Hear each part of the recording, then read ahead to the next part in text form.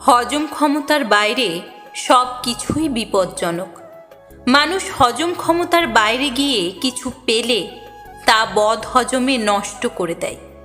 ভরপেটে খাবার খেয়ে অতিরিক্ত খাবার মানুষের পেটে আর হজম হয় না।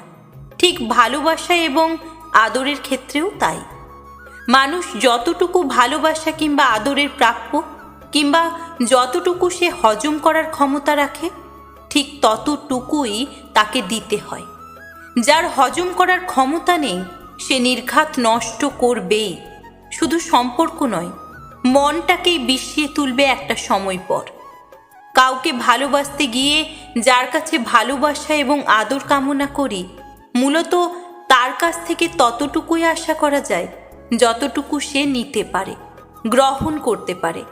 সে যদি গ্রহণ করার ক্ষমতা হারায়, সেক্ষেত্রে সে আপনাকে হতাশ করবেই।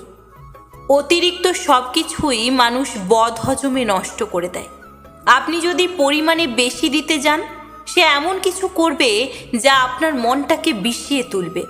যে ভালোবাসা চায় না, আদর বোঝে না, তাকে যতই আপনি বোঝাতে যান না কেন, বারবার শুধু আঘাতপ্রাপ্তই হবেন বৈকি। পৃথিবীতে সেই মানুষগুলোই সবচেয়ে বেশি আদর এবং ভালোবাসা পায় যাদের হজম করার ক্ষমতা থাকে না, যারা গুরুত্ব বোঝে না, বুঝতে চায়ও না। আর যারা অভুক্ত থাকে তারা সারা জীবন এসব না পেয়ে আফসোস করে যায়। মূলত অভাবী মানুষের অভাব কোনোদিন পূরণ হয় না। আর যারা না চাইতেই পায়, তারা বদহজমে সব নষ্ট করে দেয়, সব নষ্ট করে দেয়।